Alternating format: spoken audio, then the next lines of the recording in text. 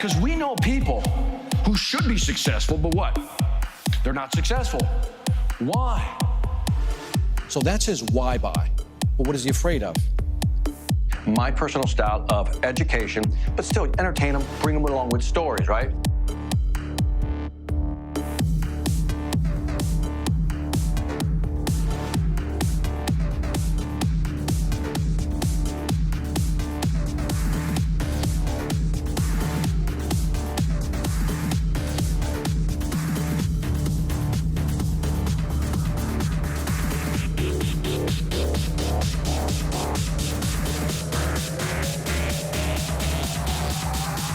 Who do we want to learn from? People who are what? Killing it. If you're a real man, what do you do? I'm not the only one. You can't wait to tell your spouse. You can't wait to tell your colleague. You can't wait to go to work and tell somebody. And you're like, oh my God, I can't wait. So what happened? If you haven't seen my TV show, you should get cable. That's what you need to do. From doing a TV show to doing corporate events, I've been so lucky to connect with many passionate entrepreneurs worldwide. What I've learned from a business perspective, because this is the formula for success, no matter who you talk to. Attitude will drive your behavior. Would you agree? And your behavior will drive your consequences every single time. All right, we got the concept. Okay, we got the concept, we got the equipment, right? We got the brand, you guys got that. And then again, we got the content that we create. That's the easy part. This is the big one, the big C, which is the commitment. What should you do? That's right. All right. 10Xers, do not fail me. True test. Here it comes. There's skill, and then there's will. Listen to what I'm saying. There is skill, and then there is will. And here's the interesting thing. I know a lot of people who have a lot of skill, but have no what? Will, right? You ever look at somebody who's successful and you say, why them? Why not you? Yes, okay, that's me too. You have more control, but your costs are also going to be what? Higher. Now, here's where some of the magic is starting to kick in. You can talk to any CEO in the B2B business, any CEO. You walk into his office and they only care about three things. People too. Yeah, he with the suit, put it up. There you go. I hope you can see this. I'll try to draw big. Let's pretend for a moment that I had 7 territories. You remember I wrote that out? Yes or no? Boom. Territory 2, territory 3, all the way to territory number what? 7. So now I've segmented my market. So content is going to start being created by machines. And I'm telling you right now that those people, you guys, the content creators that connect with people are the ones that are going to win. Some people think, well, it won't work for my industry. Really? It'll work for any industry. Trust me. The majority of the time when we're looking to fix something, repair something, or learn something, where do we go? YouTube. We don't even want to read anymore. We go to YouTube. Tell me if I'm wrong. Tell me if I'm wrong.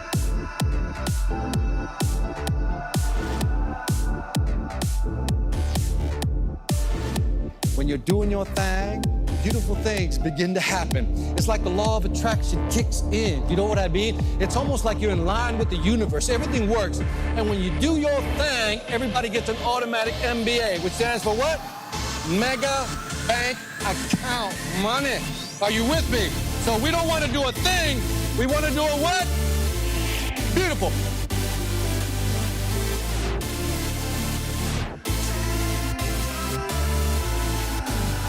All right, put it all together for Victor Antonio. Here we go. All right, there we go. I'm not here to mess around. You ready to learn, yes or no? That's how it works in today's market. Whether it's B2B or B2C, you see the similar pattern. How do you just, in other words, say you gotta start doing these things, pushing them, but also encouraging them. Oh, look at this. This is where it gets, dude, this is like so interactive with audiences, Matt. Can you imagine this with your customers? Check this out. Now, what does all this have to do with selling? It has everything to do with selling.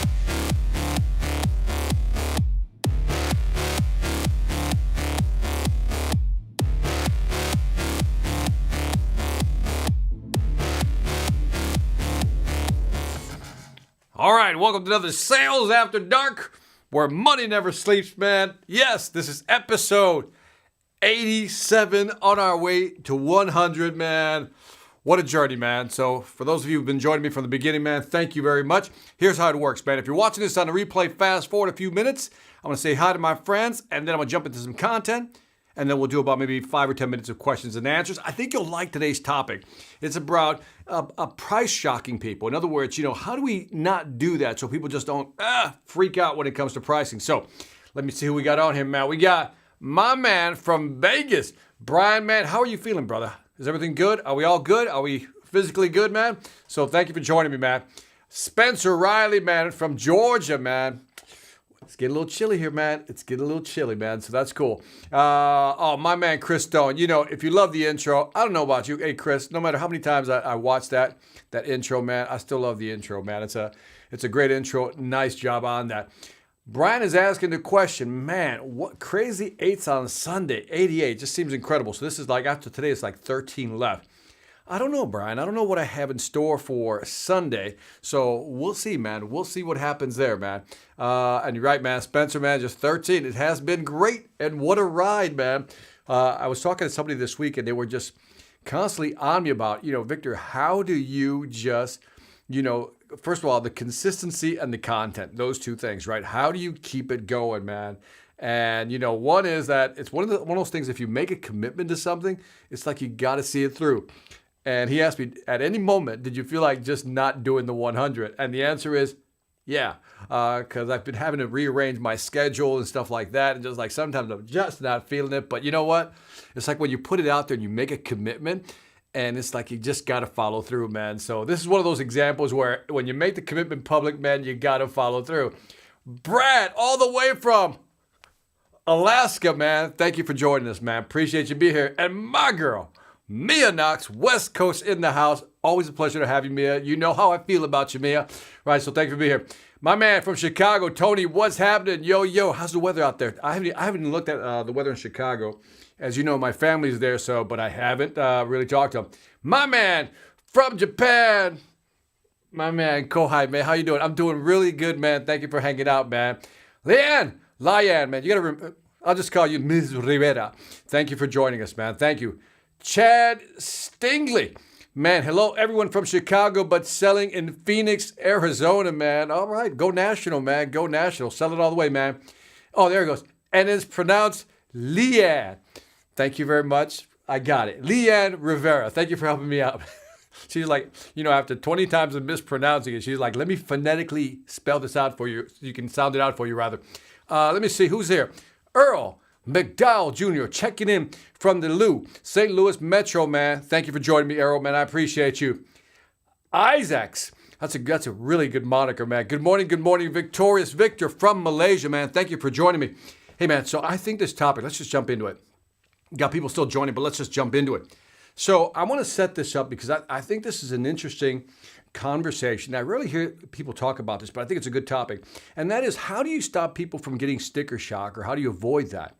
And so and this really came about because I had a coaching call today, and I said, you know what, this would be a great topic to really discuss, because sometimes we don't know what we're doing to our customers, and we need to help them along, especially if they have a set price point. So here's the thing.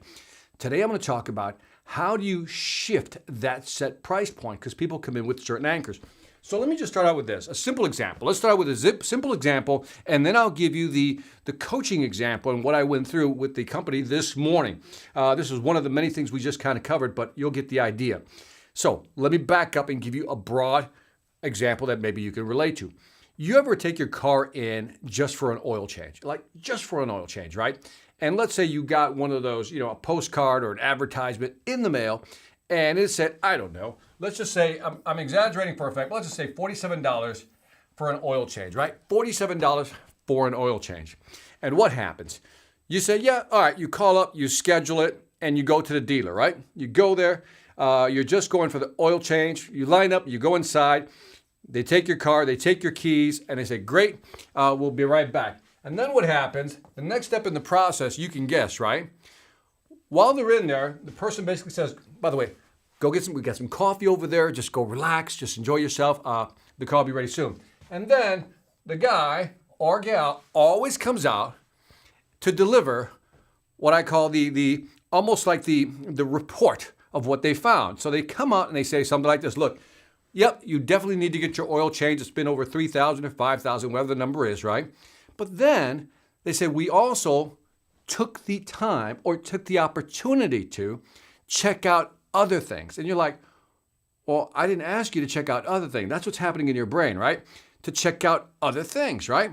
And so they say, well, we looked at your, let's say we looked at your radiator, right? And we noticed that, you really need to flush your radiator. When was the last time you flushed your radiator? Blah, blah, blah. And so we need to look at that. And then they look at your belts, right? They look at your belts. I said, a couple of your timing, one of your timing belts or the timing belt looks a little worn. I think we need to replace that timing belt. It's been over 20,000 miles, so forth and so on. You're like, okay. And then we notice that your tires, they're kind of like doing this. So they need to be rotated. And, this is what we recommend. And I said, well, now, your initial question, your initial reaction, well, okay, how much is that going to cost, right? And then they drop, let's say, I don't know, let's call it $470 on you, right? That's what it's going to cost. Now, what's your immediate reaction? What's your immediate reaction if this happened to you? Because it probably did happen to you, so you know what your immediate reaction is. In other words, from here to here is a 10Xer right there, right? Now, here's the interesting thing.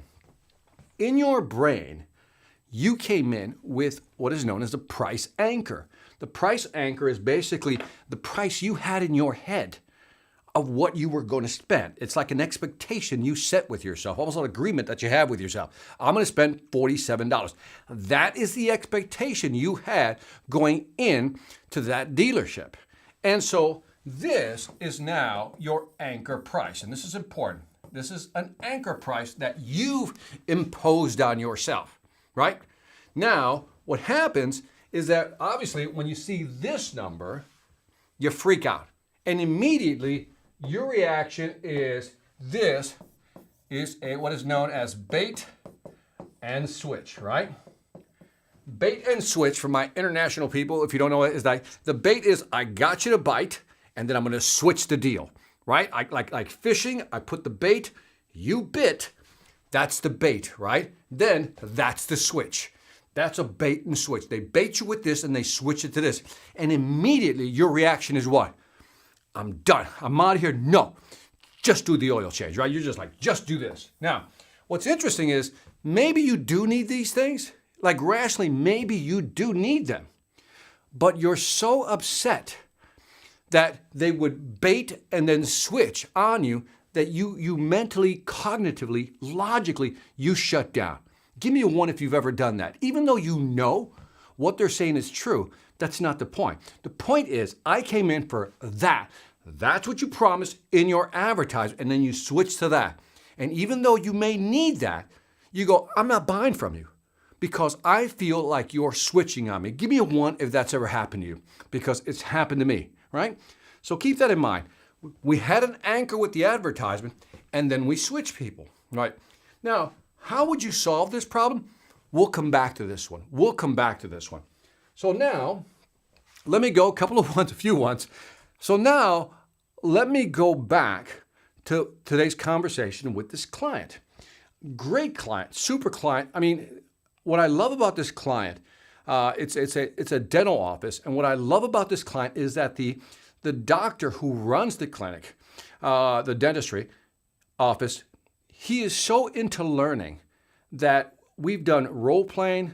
He sent me videos of role play. I mean, he is really into it, and he also reads a lot. And I've never seen a dentist take such a vested interest in learning the best practices of selling. This guy is impressive, super impressive. And so one of the conversations we had today is one of the assistants actually documented a scenario. Now, I'm going to describe the scenario, and then very similar to the car dealership one, let's talk about it, because he was a little upset. He was, well, not upset like, oh, I'm so upset. He's like frustrated that he couldn't close the deal, right? Here's what happened. So patient comes to the clinic, right? Patient comes to the clinic, and the patient has a tooth missing. That's a tooth missing in case you can't see it. That's a tooth missing, right?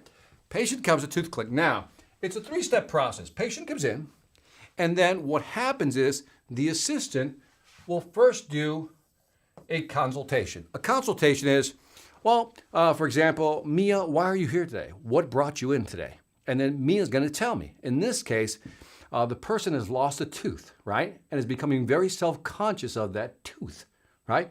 That's what brings them in. So, again, the assistant to the dentist, the doctor, is having this consultative, back and forth, trying to find out more information. The second step is, once they do the consultation, the doctor comes in. Now we actually have the doctor come in. And the doctor, so I'm just going to put assistant here. The doctor then comes in and does an evaluation. Open mouth, checks it out, the whole thing, looks for all kinds of things, almost like, putting the car on the lift. They're looking at everything, right? Then the last part is the assistant comes back in, not the doctor. The assistant comes back, this is important, the assistant comes back and provides the recommendation, right? That's the process. That's the process. Like, here's what it's going to take, right? Now, slow down because here's where it gets good. So, what happened was the assistant gets on the call today with me and says, Victor, here's the deal.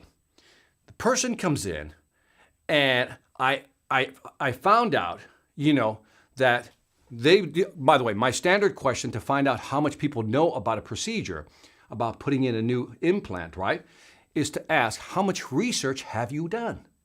How much research have you done? It's a great question, right?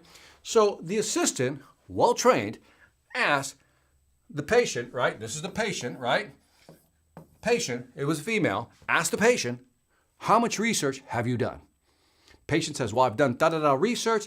And she says, I know that typically for an implant, it's $1,800, right? $1,800. So that person has done research, has gone online, it's probably a millennial, right? Did the research. Now, what have they done? They've anchored themselves on what? That's her anchor. That's her anchor price. Now, what then happened was that they went to the doctor then came in after they figured out the deal here. The doctor came in, did the evaluation, and then, again, the assistant on the recommendation comes back and says, it's got the clipboard and everything. It's got the clipboard. He says, well, based on the doctor's recommendation, in order for us to put an implant in, it's going to be, I think the number was $2,900, something like that. It was $2,900, or it was close to $3,000. It was $2,900. Now, immediately, what do you think happened? What do you think happened? The person said, what? No way. And I asked the guy, well, were you able to close the deal? Get them to agree to come in and have the full implant done at that price? He goes, no, Vic, just walked out. And he's like, what did I do wrong? What did I do wrong? And I said, well, there's several things you did wrong. I said, and so here's where we have to explain. I'm going to slow down here because this is important. This is so subtle. And once I explained what he did wrong, he goes, I get it. I get it. So let's work backwards here. Let's take this price out. Let's get this price out of here. We'll come back to this one in a bit, right? So let's go back to here. Let's go back to the beginning. Person comes in. How much research have you done? How long have you had this problem? How much research have you done? We try to be empathetic, right? In the first phase, if these are 3 phases, again, we're going to try to be very empathetic, really throughout this, but really get to know the client right here. Empathetic, understand where they're coming from. $1,800. Now, I need to explain just a small bit of dentistry, okay? Just a small bit. If you look at an implant, there's actually 3 pieces, but I'm just going to, there's the screw part, like this is your gum line. Okay, that's your gum line here. I'm going to try to draw, let's use pink for your gum line. This is your gum line right here, right? And what happens is they first have to put a screw that protrudes here. Like, think of a screw. Sorry about that. Hold on a second. They have to put a screw. That's a screw, by the way. That's a screw into your gum line, right? And then what happens, this has obviously something you can screw. Then you have to put the actual tooth. I can't draw white, so I'll just use yellow. Then the tooth screws on top of this. That's called the crown. So this is called the crown. And I believe, I forgot what this is called. The screw part is called, most people think that's the implant, but I forgot the technical name for it. So here's the situation. I should have done this in a darker color. Sorry about that. So this is the crown. That's what you can see. And below the gum line is the actual, and I forgot what they use, but I'll just use the word implant. So when somebody talks about an implant, there's really two pieces, not just one piece. So when the person went online, they were only researching this part, and they said that was $1,800. That's what they found. The reality was, by the way, the doctor's price was actually $1,200. So that's good news, right? $1,800 is what they expected to pay, and they're only going to charge them $1,200. The problem was that this right here was about $1,700 for the crown. So there's the implant and then the crown. And most people, she confused it with just this. So this is a perfect example of a buyer who does research and has enough information but doesn't have the right information. And he did not take the time to validate that number. So here's where he went wrong. When she said $1,800, his mind, his brain should have screamed, and it probably did, there's no way you can get that for $1,800. Because a real implant, the implant plus the crown, because you need the top part, is about $3,000. But he didn't say anything. He didn't say anything. He didn't address that. So this person, if you say it's $1,800 and he didn't say anything, she's going to go into the examination thinking what? It's going to be about $1,800 because he did not correct her thinking, right? So she went into the examination thinking it was $1,800, and she went into the recommendation and you dropped $3,000. She's freaking out like, wait a minute, that's not what but you told me it was $1,800. And the guy said, well, I didn't tell you it was $1,800. Well, you didn't disagree with me when I told you. I researched it and it's $1,800. That was his mistake. That he let the person continue thinking that $1,800 was okay. So she then agrees to do the examination, and in the recommendation, she feels like there's a bait and switch. That's why she freaks out. So now, how do we correct this problem? Because this problem really applies to a lot of businesses. Clients call you, inbound call, I've done research, and then how much research have you done? Well, I know that, for example, this software will be somewhere, to implement this platform, it'll be between $50,000 to $75,000, right? And if you don't challenge that or clarify that, I should say, better than challenge, clarify that for them, then that's what they're going to think it's costing, right? So what he had to do was at this point in the conversation, when she said $1,800, he could have simply asked the following question. So I've done the research, and this is the customer talking, the patient, right? The patient says, I asked the patient, how much research have you done? I've done a lot of research, blah, blah, blah, blah, blah, and I know that it's going to cost about, for implants, it's going to be about $1,800. And then what this person had to say, the assistant had to say was $1,800. I said, is that just for the implant or the crown? Or at least clarify that there's two pieces, because the person goes, well, what's the difference? That's an educational moment, because now you can educate the buyer. I said, when you go online and you just type in implant, that just means this part. He could have just drawn that out. It just means this part below the gum line, the actual screw that goes into the gum that you'll be able to screw a crown on. But then there's the actual crown. And this was a moment for him to educate her, like there's two components, not just one. Implant's just one. And in the education process, it would have shifted the price point up. Because then I would have said, typically, $1,800, is a good price for an implant. We'll do it a little cheaper, I believe. Our prices are a little lower. But you also have to consider putting the crown, which is the part that goes on top, the actual tooth. And on average, you're going to look at somewhere between $1,000 and $2,000. Now, if I just say $1,000 and $2,000, I'm thinking already 18, or if I just said $1,200, we have lower prices. Then now I'm thinking, okay, $1,200 plus $1,000 or $2,000. Now my brain is shifting the price point up because I never considered the crown. I just considered the implant. That's the customer thinking. And when you don't actually adjust their thinking here, what happens is when you go all the way through the presentation, you're just going to freak them out at the end because an expectation has been set. An anchor has been set psychologically. This works with anything. If I called you up right now and said, how much would you charge me? What's the average, for a pool that's a 10 by 10 pool, how much, that's 40,000 gallons, right?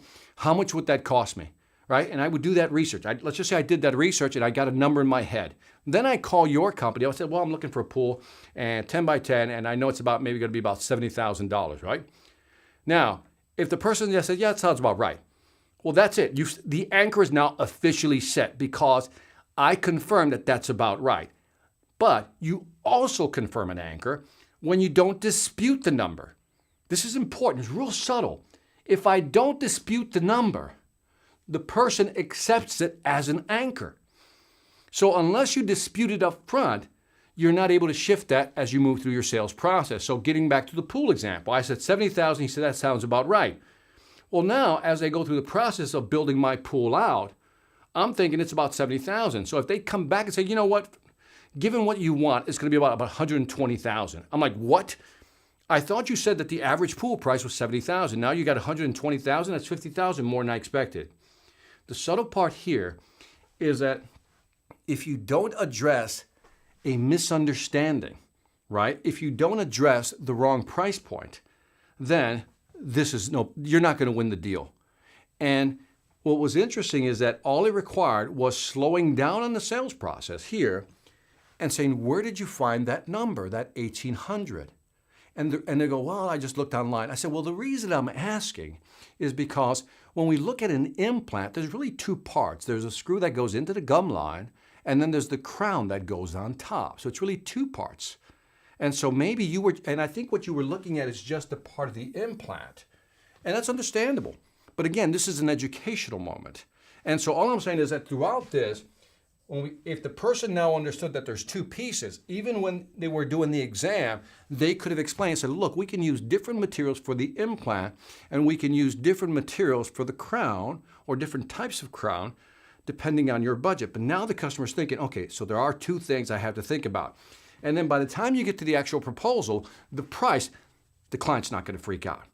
That's the good thing. The client's not going to freak out. And I really wanted to hit this subject today because sometimes we're afraid to lose the deal, so we don't challenge the anchor price. Do you know what I mean by that? Sometimes we just don't want to lose the deal, so we don't challenge the anchor price, thinking, well, I'll just do a great presentation, build value, and when I get to the end, they'll see the value and they're willing to pay more price. That is a fantasy. That is a fantasy, and your close rates will go down. The best way to deal with the bad anchor is early as possible, before that anchor sets in deeply. And again, let me repeat myself. If somebody gives you an anchor price, because that's the research they did online, by the way, this is my gesture for the customer journey, right? They went online, they looked at all these different websites, and they found this price. And because they found that price, that price is now the anchor they have in their head. So when they're calling you, the key question to always ask is, how much research have you done? By the way, other questions will be, what motivated you to call us today? How much research have you done? How much detail have you looked at? Do you know specifically what it is you want? Based on that, what pricing have you found? You can actually say, how much research have you done? What pricing range have you found online? And they're going to give you a range.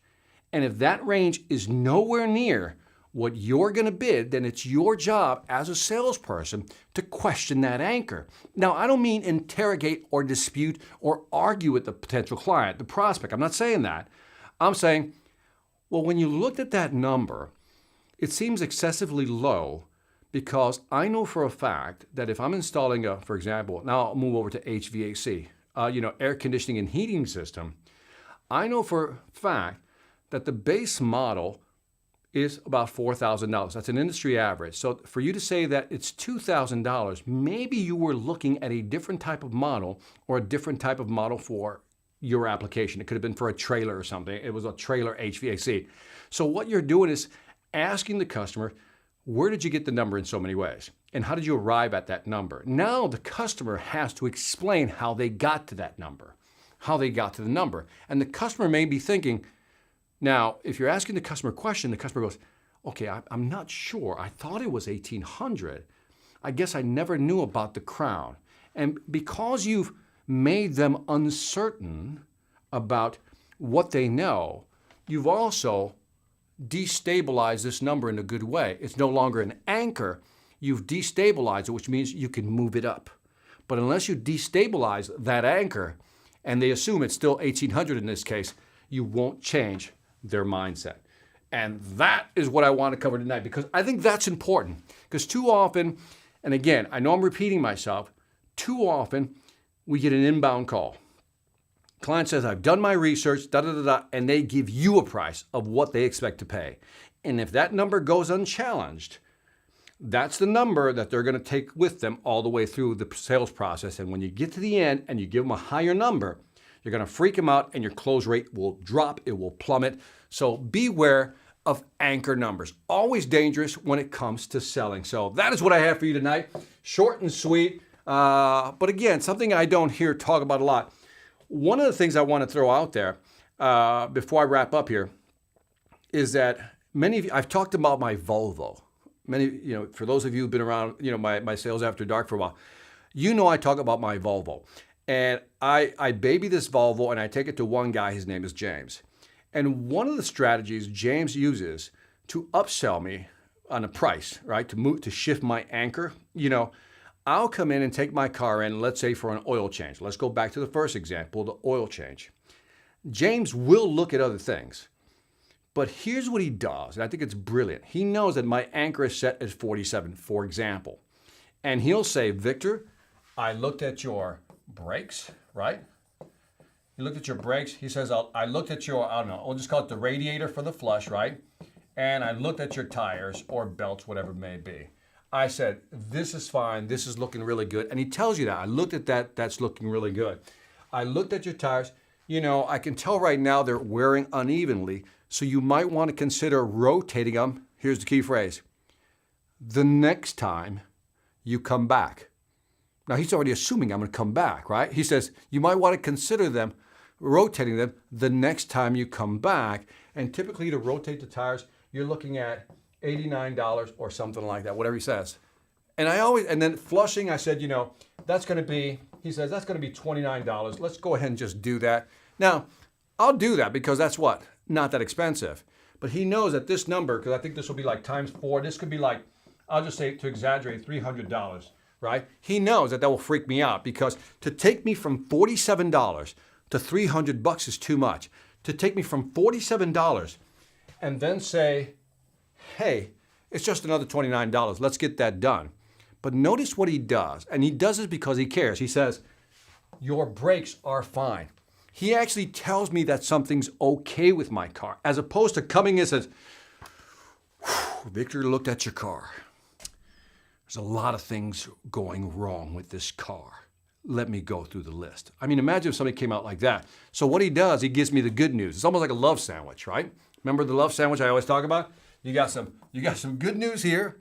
And then this is kind of good news because I don't have to do it. The bad news is like right there in the middle, right? So he gives me that love sandwich.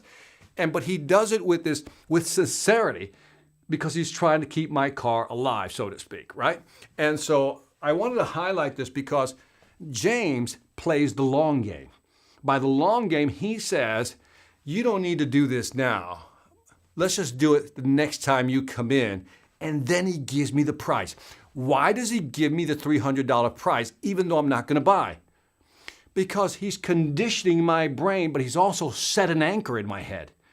I now know that the next time I go in, he's going to suggest a $300 tire rotation, right? And in my mind, it's there. And you know what happens over time, right? 2 or 3 months, it starts working on your brain. I need to go in. Yeah, I know I'm going to have to pay the $300 because I know James is going to ask me to rotate the tires.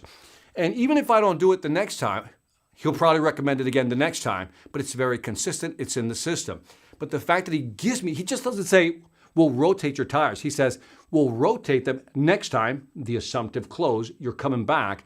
But then he also tells me what the price is, sets the anchor, conditions my brain for the next sale. That's thinking long term. That's the long game. And again, grab the $47, because that's what James does. He grabs your $47 in a good way, and then he knows he's going to get you to come back. Why? Because when somebody says and charges you what they said and they were going to charge you, you trust them. And because you trust them, you'll come back. And this is what a lot of people don't get. Some people just try to grab the wholesale, right? Like they try to sell you everything. Well, $47, to do everything, it'll be 10x, right? We go back to this example back here. When I went on, let me go back to this. It's like you go back to this tire example, right? You win it for $47. He's now telling you what? It's $470. That's a 10x. That's bait and switch. He's like, screw it, no way. And here's the thing. You'll never go back. You'll never go back. And you've lost the customer for life. And my question to you is, I always ask this question, what's the customer lifetime value? It's big. It's big. So by playing the short game, right? Playing the short game, which is, let me build a little confidence here. And if you trust me, and every time you come back, I'm not trying to overcharge you. If it's like I create this safe space.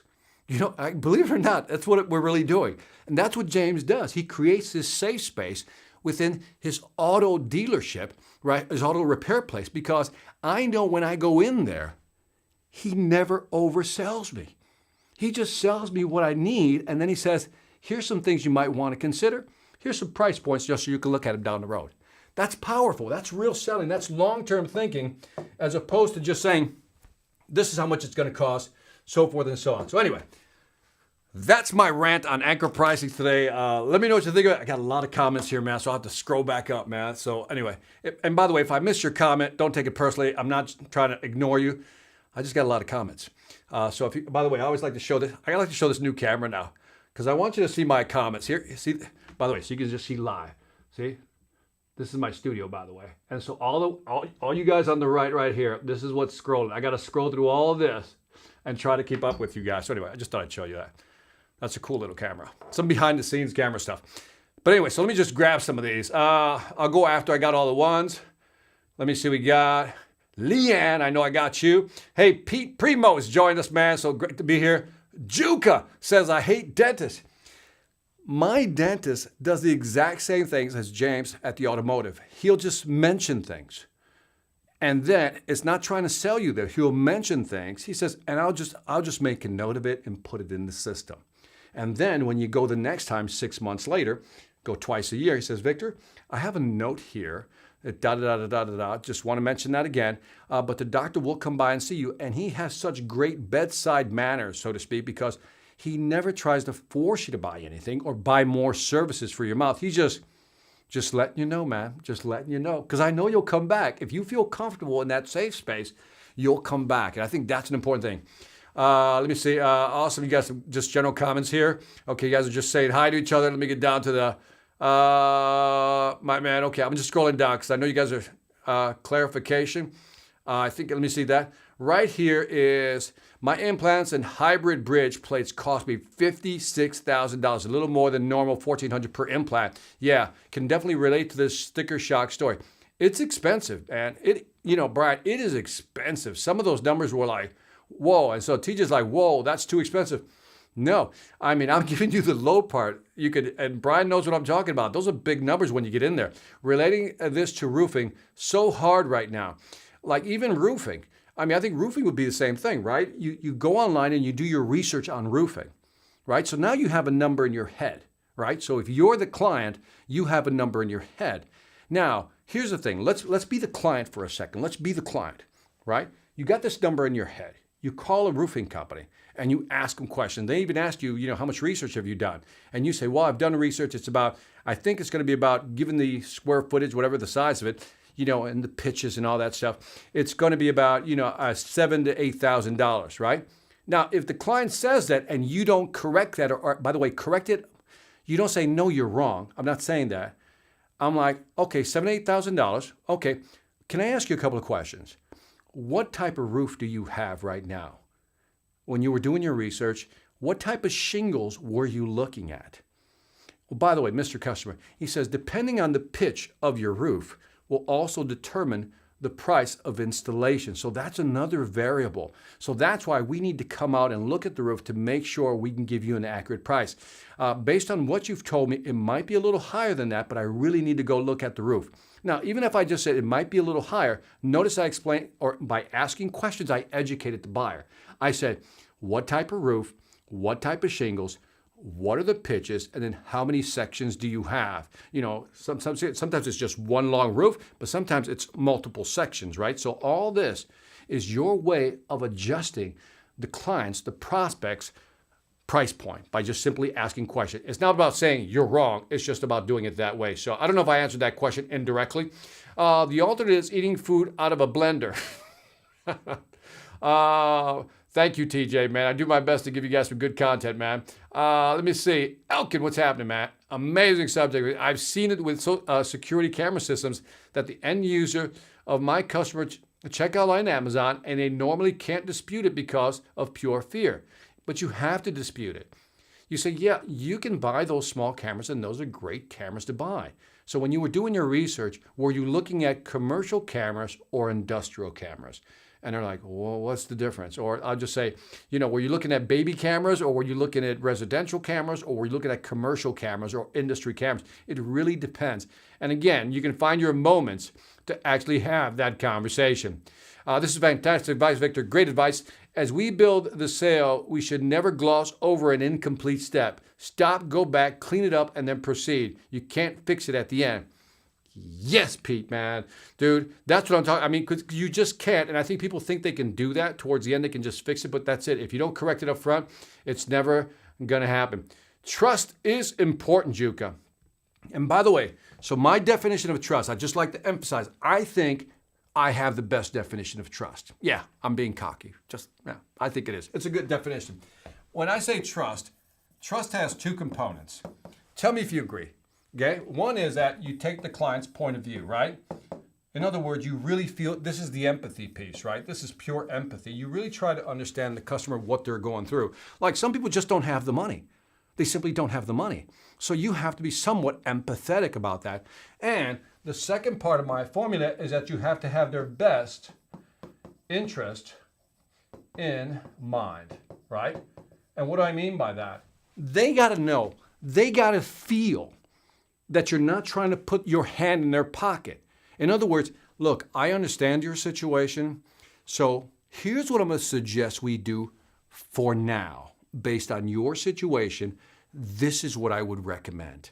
And let them know that you have their best interest in mind. You don't oversell them, never undersell them, because that's also an injustice.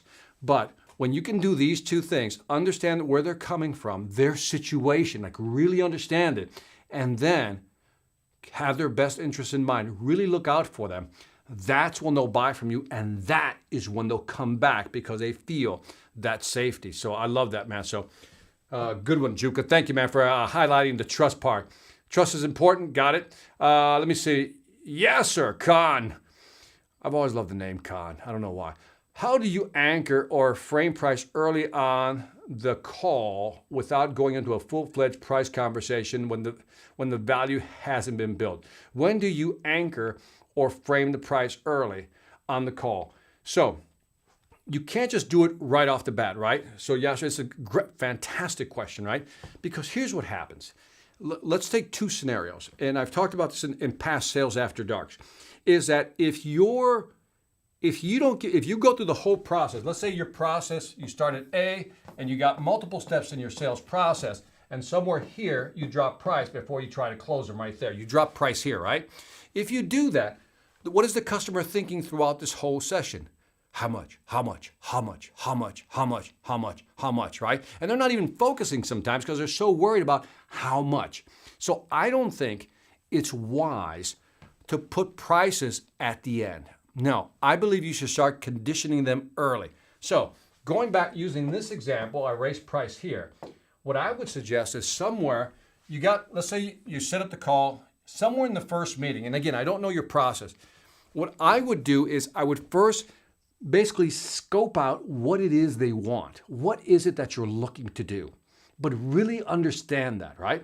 Now, there are several industries where it's really hard to give them a price, but I wouldn't go for the anchor. I use framing, right? And so for example, let's say you want to talk to a client and they're giving you information, but you can tell that the information is complete. Well, what about this, Mr. Client? What about this? Well, we're not sure about that. And have you thought about this?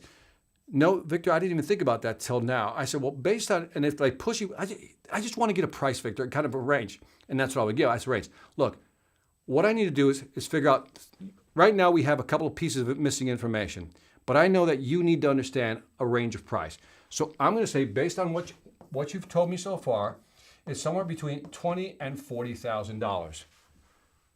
But for us to get a real accurate number, because I know what you're thinking, Mr. Customer, you want it to be closer to 20 than it is 40. Now, just by doing the frame, you set the frame, right? That's one way of doing it, Yasser. You set the frame. Now, where do you build the value? Let's use this example. Somebody calls you up, because we've gotten these calls, right? How much? Right? They're like, how much? How much does it cost? And by the way, check out the Sales Influence podcast. And I got a great course on the Sales Velocity Academy, by the way, that really talks about how you deal with people who say, how much? And so back to this. When somebody says how much, they go, well, it really depends on what you're buying. Look, I just want to know the price. I just want to know the price. I said, okay. And then I always said, okay, I'll give you a price. And then I just create some wide range. I said, okay, if you want a price, I'll give you a price. The price is somewhere between $10,000 and $90,000. I said, it could be anywhere in there, which is why, if you allow me just to ask you a few questions, I can probably hone in on the right price. And believe it or not, Yasser, just by giving them a frame, even if it's a wide frame, that part of the brain that's alarming, that's nervous, will calm down just a little bit. But it also gives you permission to ask them questions.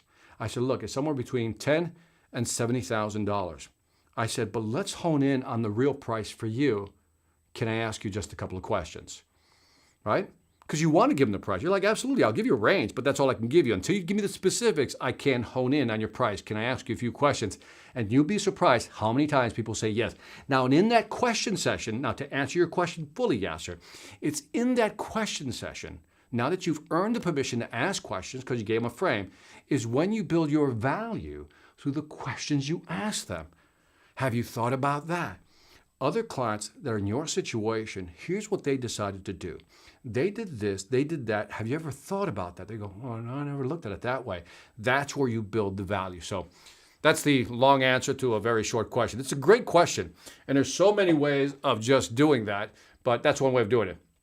TJ said, especially if the customer starts comparing, with the competition, they're going to do that, right? They're always going to do that. They're always going to do that. That's not a big deal.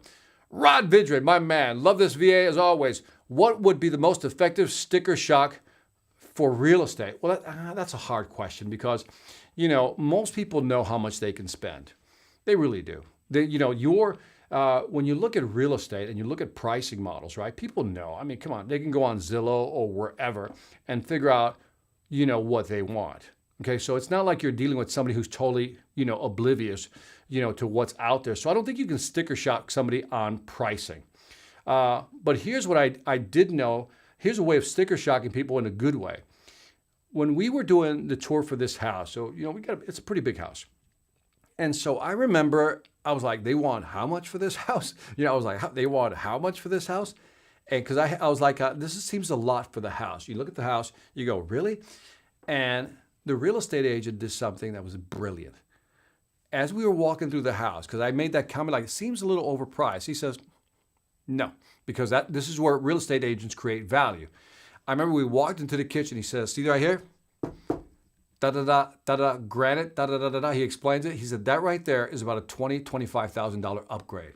And then, okay, these tiles right here, these 1-foot tiles, they're tamarind, da-da-da, whatever type tiles. I said, that right there, you don't find standard in most houses. That right there is about a $7,000 to $10,000 upgrade. We walk into the bathroom. I can tell they've added some upgrades. See that right there? That's about a $2,000 upgrade. And in your mind, you start what? Calculating price. And all of a sudden, he was moving my price point up by highlighting what things really cost because I didn't know what they cost, and that was a way of him doing that. Anyways, a lot of questions out here. I don't know if I can get to all these questions, man. I got to get off this thing. If I ask for a budget that the customer is planning to spend, is it considered as pulling which anchor the customer has on his head or not a good idea to ask? Beautiful question, man. That's because that's a it depends question. So let's clarify the question because it's a really good question. If I ask the person, what's your budget, right? And the person says, I don't know, $80,000. Well, you've helped them set a mental anchor. Now, let's say, out of curiosity, out of just as an example, your product is in the $120,000 range. Elkin, we have a problem. Houston, we have a problem, right? Because you asked that question, they said, that's my budget. Now, because they said, that's my budget, all of a sudden, now you feel trapped, right? Because, I told you that was my budget. So why are we going? It's almost like the same process. Here, let me move this down a little bit, Elkin. It's almost like the same process. I told you it was 80,000. Now we're going to go through the presentation, and then you're going to give me the pricing. And on the pricing, you're going to tell me it's that. Well, I told you at the beginning I only had $80,000 in my budget. You're kind of screwed, right? If you ask for that, you're screwed. So again, what I always suggest is my phrase is I always ask, how much research have you done? This is really a good way, Elkin, of just figuring out how much they know. Because in their mind, they don't know. I don't like to ask about budgets because here's the deal. People can find the money if you present the value. People can find money if you present the value. I've seen it over and over again. You can say 80,000, but if I show you something you really want, like that has the value and the impact you want, you will find the money somehow. That's always the case. So it's best first to evaluate how much do they know. And again, the phrase, how much research have you done? And that is almost like a jump off point for you to start asking questions. And you'll know, right? You'll know by the questions you ask. That's why the quality of your questions also transmit value. When you ask somebody a question, I said, have you thought about how this would integrate into this so your people will be able to do that? No, not really. I said, here's why I bring that up. Because that right there is a cost-saving measure. That's a feature that we have that most companies don't have. And by implementing that, in the long run, you're looking at a cost saving of whatever. I'm making it up. But it's those conversations, the person goes, oh, okay. And then eventually they're going to ask you for a range. I said, look, we have base models that are probably closer to 80,000. And then we have some that are about 200,000, right? So I can put, I can even just start at 90. And then 200,000. So we're not too far away from your budget. But let me walk you through what options we have, and then I'll let you decide if it's worth stretching your budget. Notice how I say that. And you can decide if it's worth stretching your budget, because I know they can stretch their budget. So I don't know if that helps. Anyway, you guys have loaded me up with questions here. I got to wrap up here. So if I didn't grab your questions, I do apologize. I wanted to keep these short. Now, final thoughts on this one, and for those of you just watching on the replay, I'll tell you this was a good episode because this whole thing with price anchors is really important for you to really think about. That if people come in with a certain price and you don't shift that price upward, doesn't matter how great your presentation is, the value of your presentation, what's going to happen is you get to the end of that presentation and the client's going to feel like you did a bait and switch. So let me know what you think. Leave me some feedback. Also, if you love this, subscribe here, but do me a favor, hit the like button on this side rather, and then the only thing I ask for you is can you share this with at least one other person? Just share it and we'll get the message out. And again, as always, man, I really appreciate you guys being here. Check out the Sales Velocity Academy. You guys know the deal. Got some great courses on there, so I get into depth. By the way, there's a subscribe button. Hit that little bell. You'll get the notification when I come online. And on that note, this is Victor Antonio signing off with another Sales After Dark episode. Always reminding you, selling ain't hard when you know how to anchor them, shift them, and you know